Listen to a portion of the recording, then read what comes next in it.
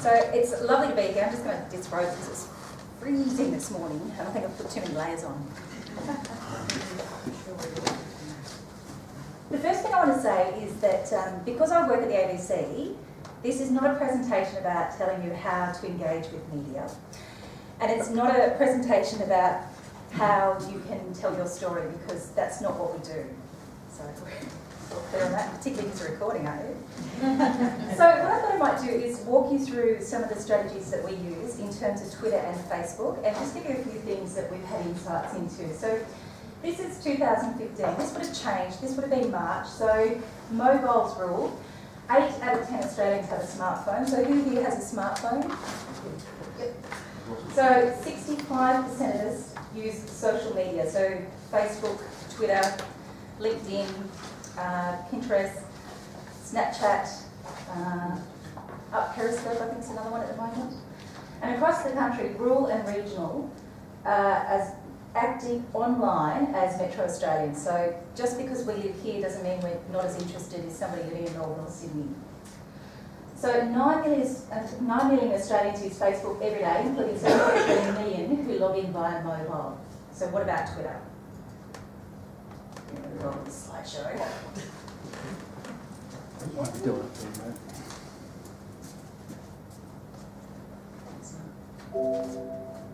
Okay, so this is the Twitter accounts as of March this year. So have a look at some of the numbers, huge numbers.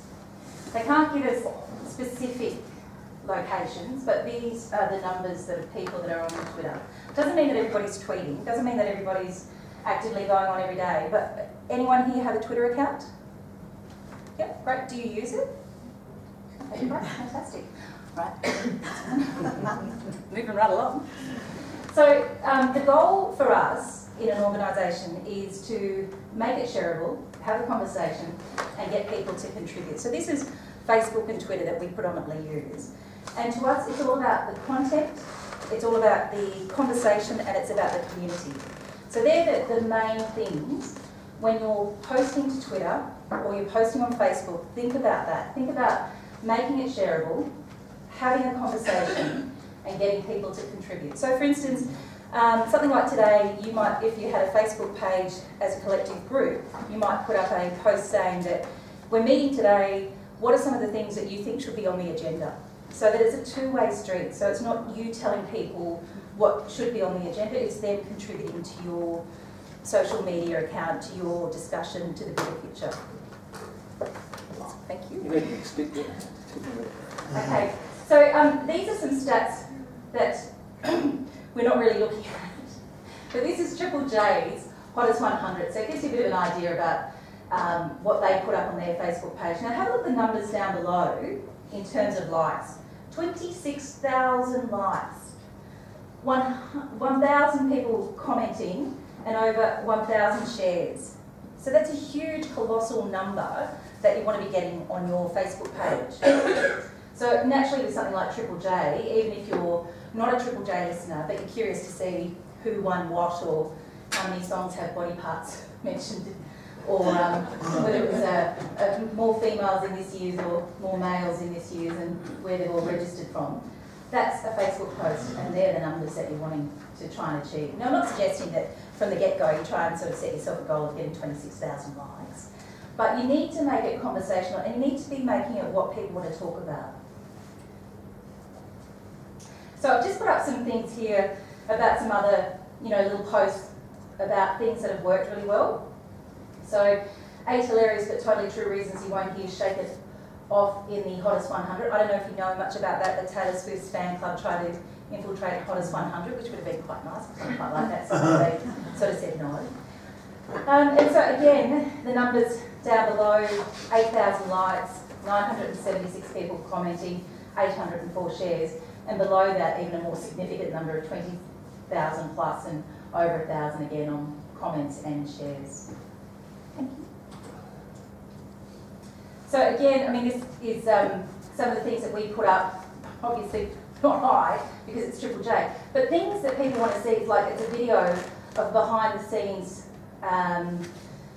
story that they did about you can't eat a dry Weet-Bix in under a minute. So with the Mythbusters there from SBS and Dr. Carl in the middle and Zan Rowe here. So again, the numbers. 3,000 likes, 186 people commenting, 241 shares.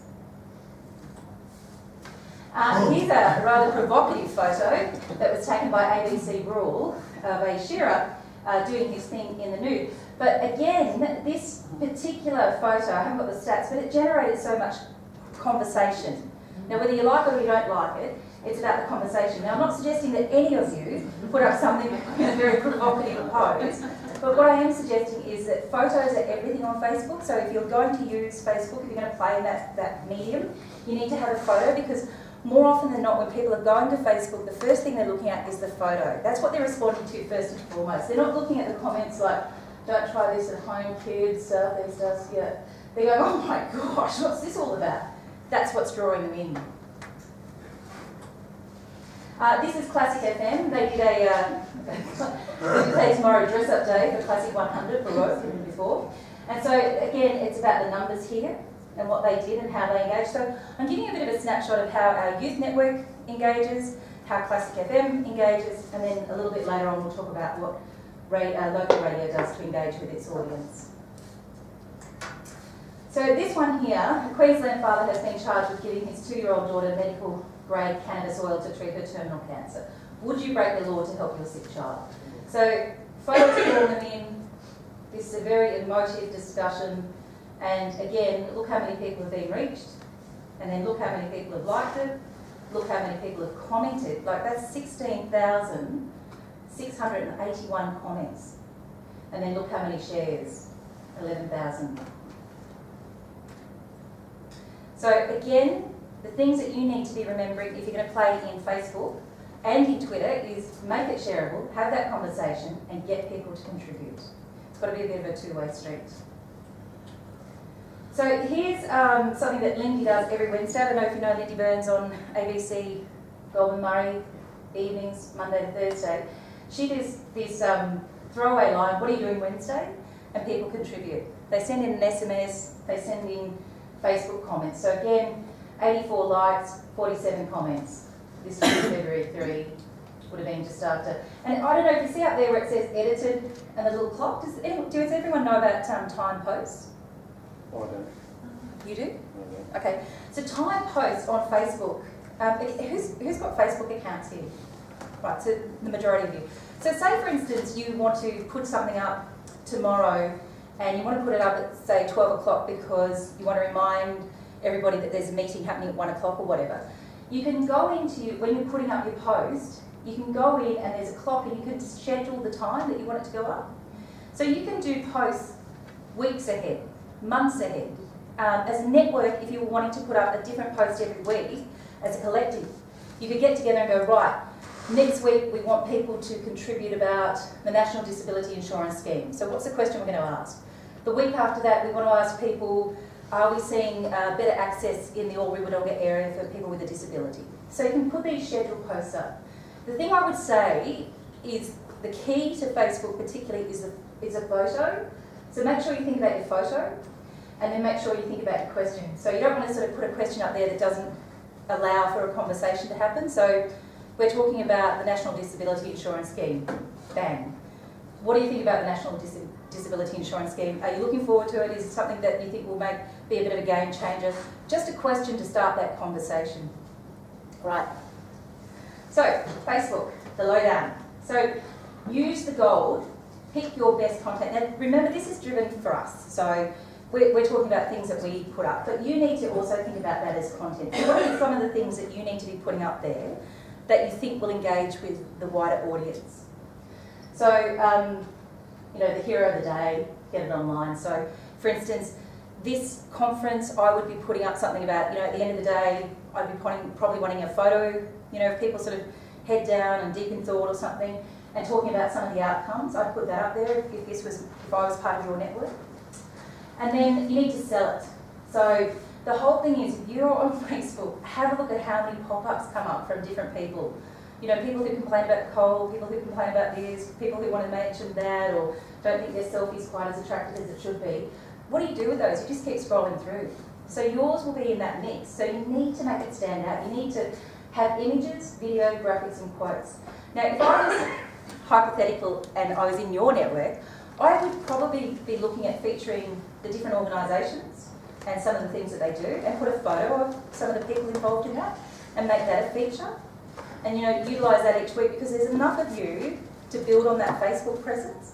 So each one of you would have a presence to be able to put up something to say, we're part of this network, these are some of the things that we do, and this is how we contribute, or, keep that sort of turning over in the initial stages while you're sort of building the network and getting the message out there.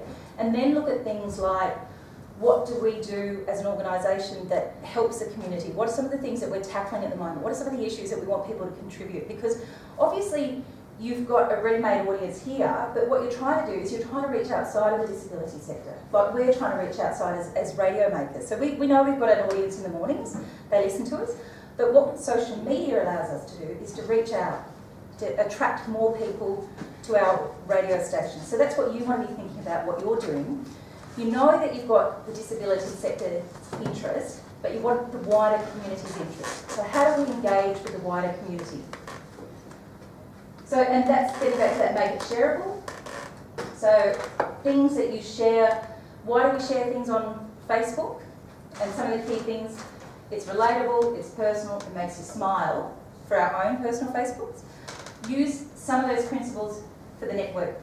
So obviously, you don't want to be putting up personal stuff like, crap morning, too cold to get out of bed, but here's what I'm thinking anyway. No one really cares. So that's something to bear in mind. And a call to action, make it clear. So what's the question you're asking? What are you wanting people to respond to? So if it's a yes, no, do you think the National Disability Insurance Scheme is going to be a game changer? Or what are your concerns? Or what are some of the benefits do you see as a result of the new scheme coming into effect from whatever? So think about what your question is, because a lot of the time we ask as talkback, when we're trying to create talkback, for instance. So for instance, let me ask you a question, is it cold today? Yes. So it's a yes-no question, isn't it? So what I need to be doing is, which we did this morning, is it's cold when, finish this sentence. And that got people engaged.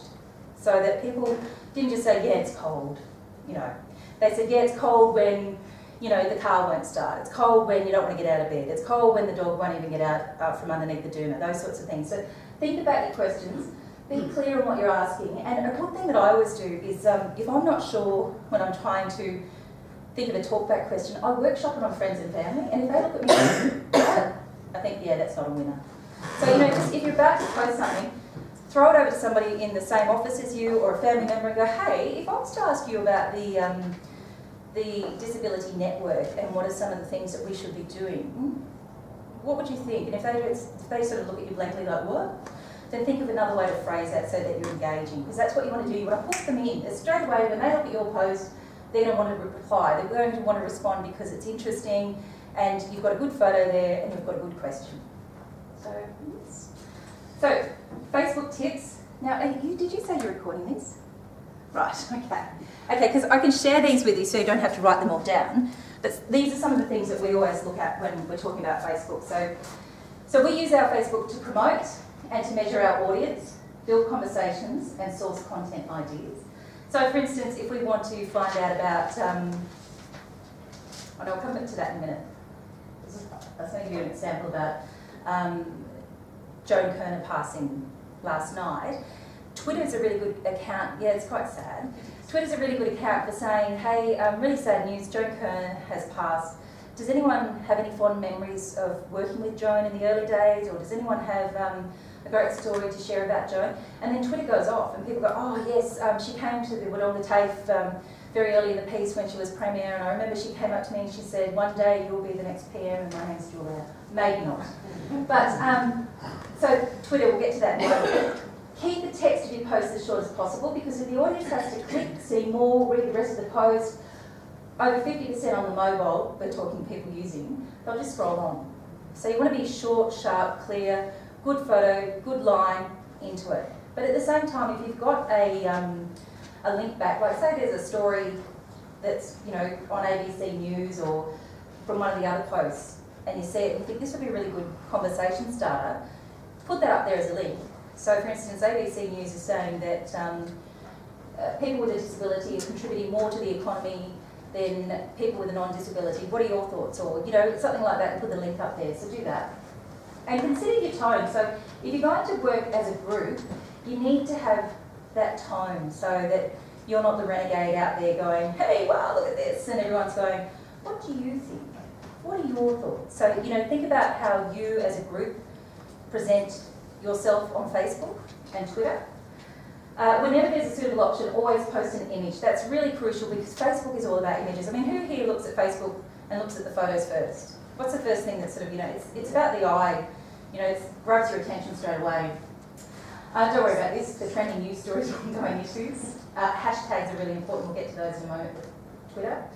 And like other groups and invite them to like your group. So if you're a part of this group and you've all got your own Facebook accounts, like that network group on Facebook. And then get your friends to like that group. And then, you know, you like other groups that are on the same wavelength as you because you're wanting to build up your audience. You're wanting to sort of reach out beyond this network and onto the next network.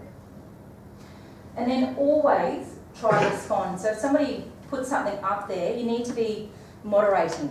You need to be watching what people put up there. So if, you know, and even like with us at times, we also, we kind of liken it to being a barman or a bar girl.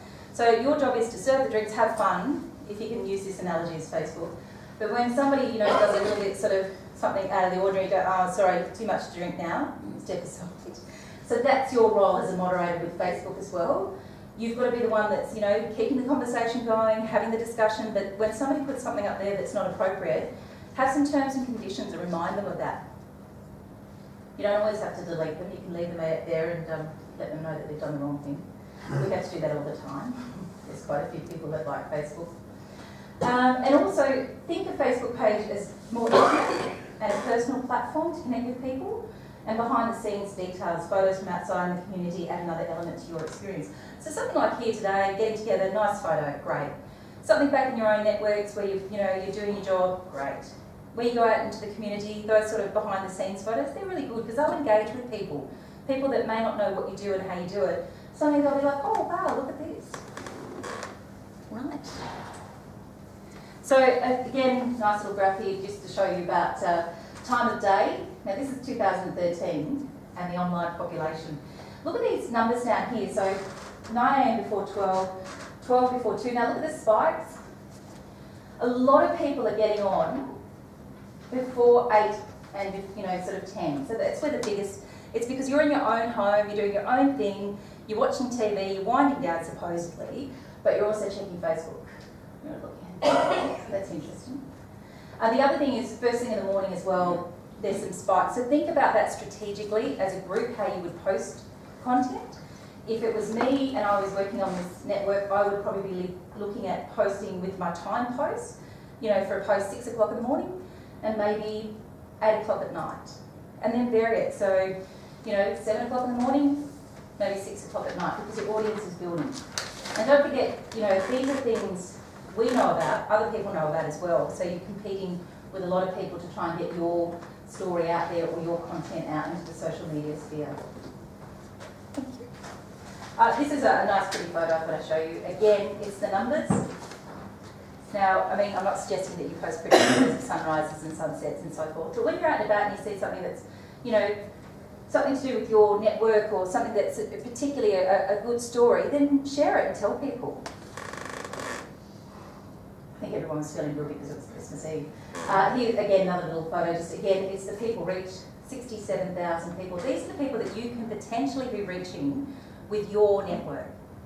Telling about the great work that you're doing in this community and reaching out to people beyond those that are working in your sector. And, yeah, no. Okay, go. Yeah, here we go. Okay. You want the basket as well? No. Yeah, no, go one more. Yeah, so you're just getting the whole gamut here. Again, the numbers, we're looking at the numbers. So, you know, and things like health. you know, for the disability sector, I'm sure there's a whole range of different health aspects that you can include in your Facebook posts. Everyone loves cats. Animal. Yeah, that's nice. Yeah. Japan's cat island. Lots of cats. Yes. Now we're not all like Tony Jones, and we're not all going to get 200,000 viewers to persuade us to join Twitter. But you know, have fun with it. Have some campaigns. Create some things. And this here is something that I want to share with you. It's from the BBC, and it's pretty much what we do, and it'll give you a bit of an insight into Twitter, and it'll give you a bit of an insight into Facebook. So if we can click on and see if we can bring up that link.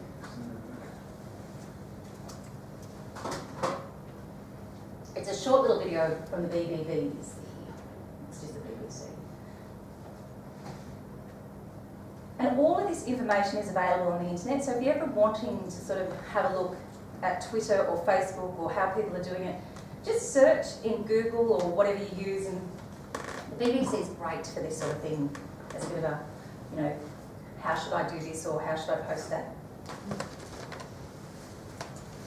Thank you, Mark. That was great. So yes, so the BBC has a whole heap of different little tutorials about things such as Twitter and Facebook, which are really good if you want to brush up on a few things. But I thought what I might do is have a quick couple of moments about Twitter with you, and then we can talk about anything that you've seen in the video or any questions you may have.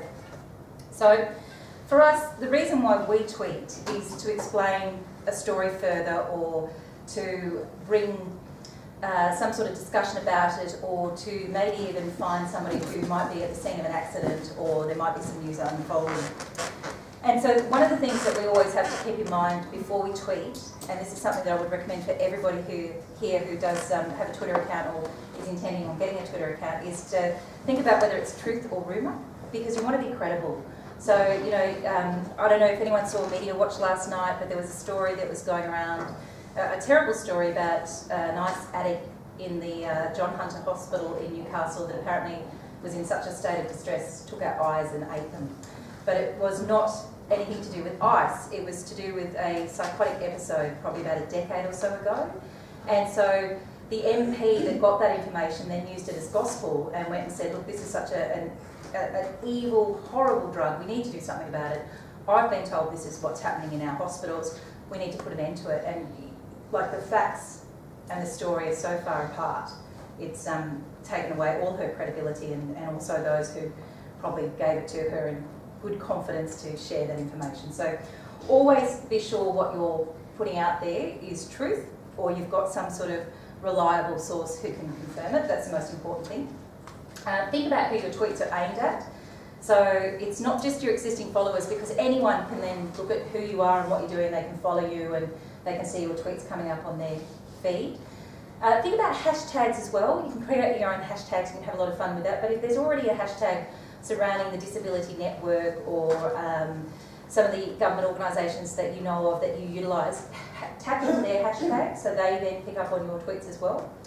And then the things that make an effective tweet are things like being precise, clear language, using a bit of humour occasionally when it calls for. Obviously, if there's a horrible accident or something very terrible unfolding, you don't want to use humour then. And think about good hashtags for that. So if there was a major event here at Wodoga TAFE, right now there was some sort of catastrophe and we were in this room and we tweeted about it to say emergency services are on the scene, a major scare has happened in the kitchen, people have been evacuated, not sure what's going on, hashtag Wodoga TAFE, hashtag emergency services, hashtag ABCGM. And then again, it's about 140, it's 140 characters precisely, but you want to be aiming for 100 characters. So you want to keep it short, tight and bright sort of thing. And look for those photos. Photos are really good on Twitter as well.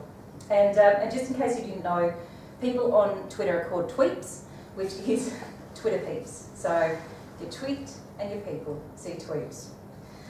Not my idea of a name, but that's what happens. This whole social media takes its life into a new direction. Think about the tone. You want a chatty tone, and again, like what the BBC was saying there with their Facebook, you don't want somebody who's, I know everything, I'm all authoritarian, but somebody who's, hey, this is happening, not sure what's going on, as soon as I see, I'll bring you details, or, keep about that rather than, Wodoga TAFE is being evacuated, people hear you say, blah, you know, just keep it in that chatty kind of conversational style. And also, the key one for us is, should someone read your tweets before you send them? Probably not. You've got to trust yourself, because you're not going to have somebody sort of standing over your shoulder going, I think that could be a bit little litigious there, you might want to tone that down. But the same rule applies for Facebook as it does to Twitter, does it to any other social medium. Is this something I would say in the wider community? And if I'm comfortable with that and I can wear that, then go for it. But again, bearing in mind it's not litigious, and you don't, you know, defy the rules of defamation by saying, I think Tony Abbott's blah blah. So how do you measure your tweets, whether or not they're effective? By the number of people who retweet them and also the people who have read them.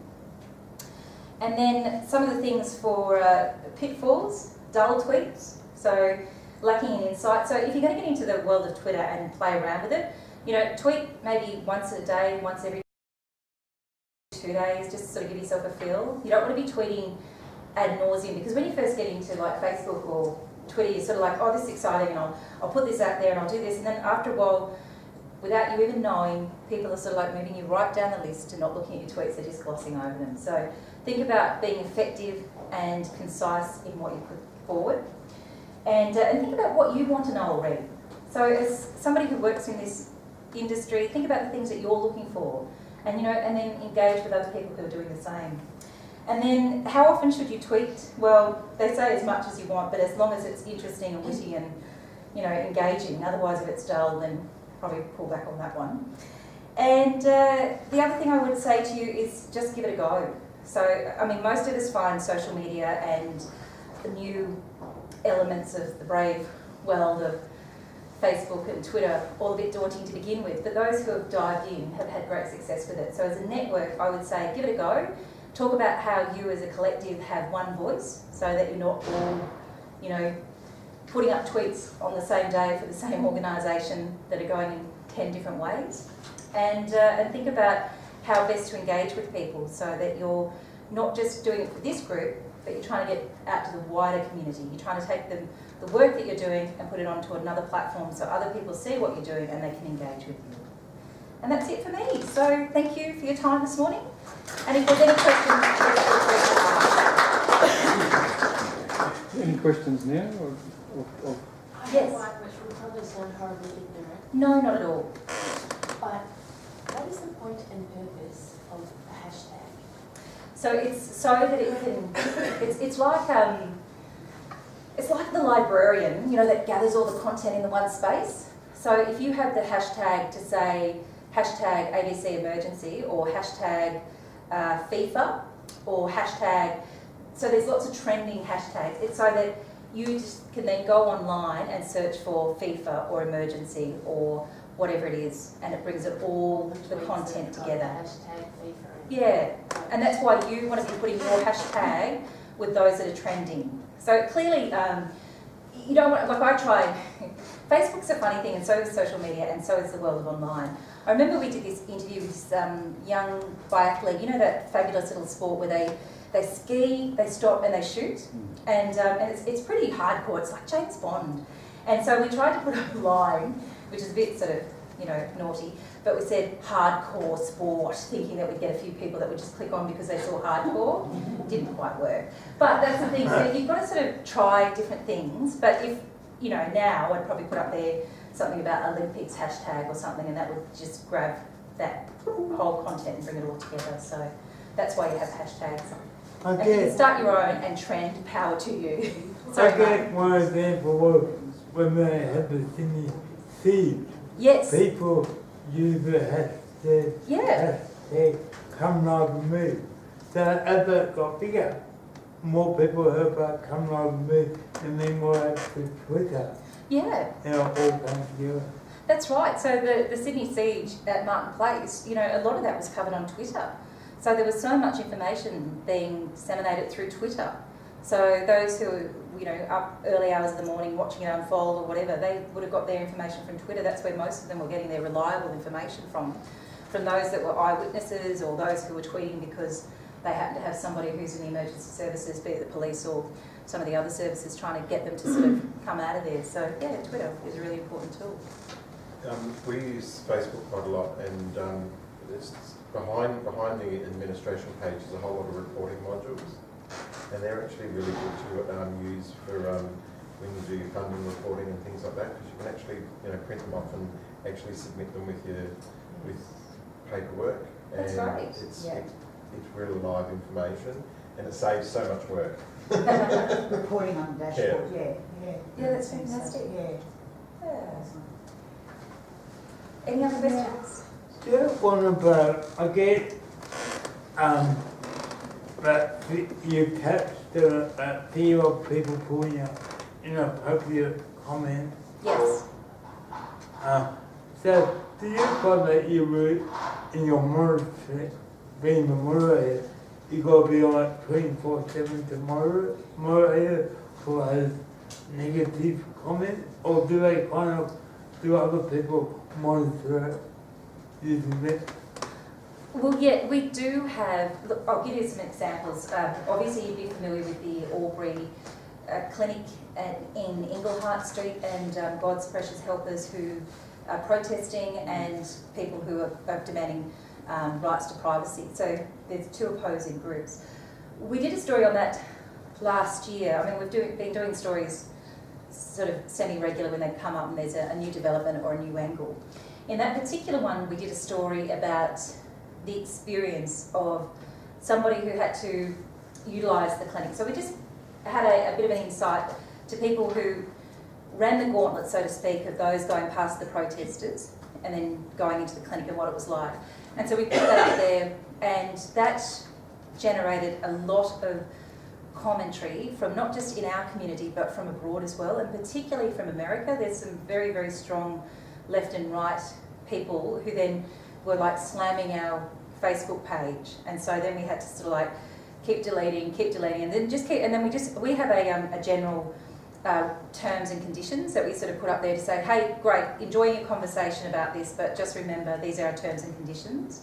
And so that's what we put up there, and that seemed to stem it for a bit, but we had to watch that pretty closely. And then sometimes you can't tell as well, because you do get, like a couple of posts I'll tell you about that we've had.